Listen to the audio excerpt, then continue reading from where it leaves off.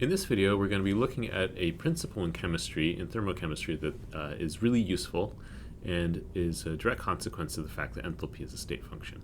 And this is the idea, the principle called Hess's law. Now, the idea behind this is that we can take chemical reactions, so say we have reaction 1, we'll look at actual reactions in just a minute, and it has some delta H that's associated with that reaction, so we'll call that delta H1. And if we have another reaction, reaction 2 has its own delta H value. If we add those reactions together and get a new reaction, then we also simply add the delta H values together to get the enthalpy of that reaction.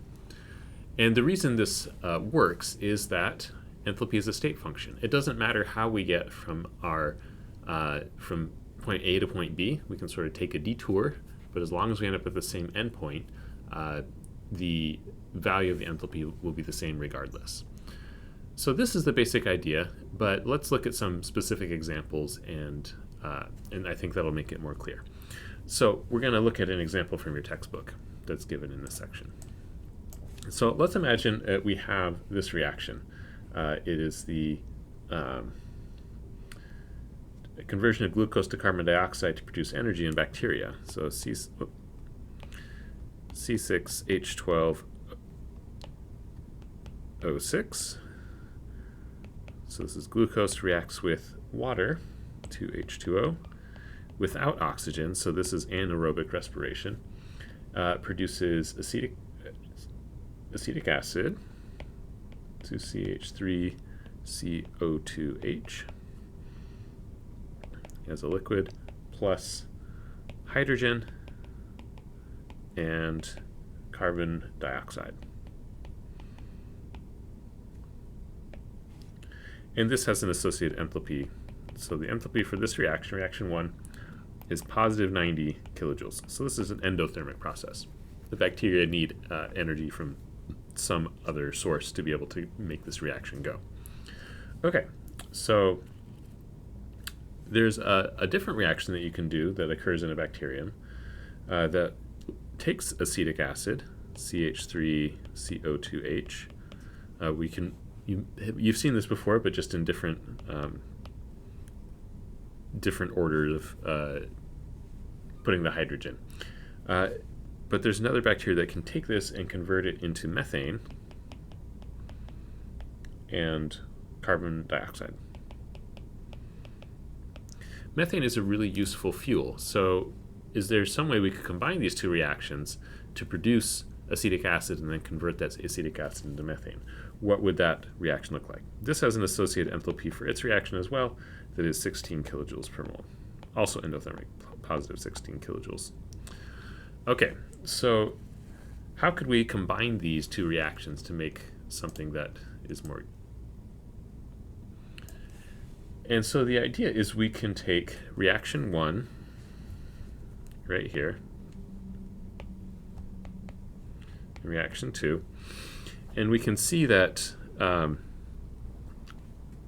maybe we want to go directly from our glucose here to our methane here, and sort of how much energy is required to do that.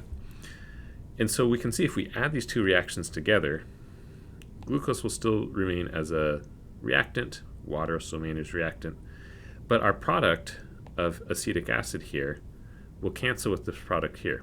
Now, one thing we have to watch out for is there's a coefficient of 2 here, whereas this does not have a coefficient. So to get this to work out, we need to multiply this by 2.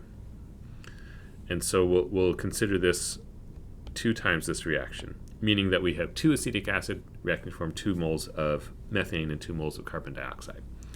So if we do that, we also need to multiply this delta H value by 2 when we add this together using Hess's law.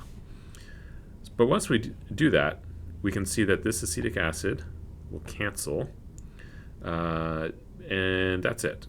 So there's nothing else that's on both sides of the equation. We have some CO2 here, some CO2 here and here, but these will just add together because they're not on opposite sides of the reaction equation. So if we add these together, what is the final equation we get? We get C6 H12O6 solid plus 2 H2O liquid. And that's it for our reactants. And then our products, we can just add together everything that's on the right-hand side now. So we'll get 4H2 gas. That's H2 gas. And then 4 CO2. Added together our 2 from here. And remembering that we've multiplied this one by 2, this CO2 here. So 2 plus 2 is 4. And 2 moles of methane gas. All right, so this should be balanced. We can double check that. All of our carbons are balanced. We have 6 carbons on either side, 12 hydrogens, that adds up, 6 oxygens, 8 oxygens, which adds up with carbon dioxide. So everything is balanced. If we start with balanced equations, we should get balanced equations at the end. Now, we're not really worried about balancing this equation. What we're worried about or thinking about is what is the enthalpy of this reaction, if we call this reaction 3. Well, delta H3, according to Hess's law, we can take delta H1 plus 2 times delta H2. Again, we're multiplying by 2 because we had to add this coefficient here that shows up here. So that's going to be equal to 90 kilojoules plus 2 times 16 kilojoules, which is equal to 122 kilojoules. In the next video, we'll do another example of Hess's law, but this is the basic idea. We have reactions.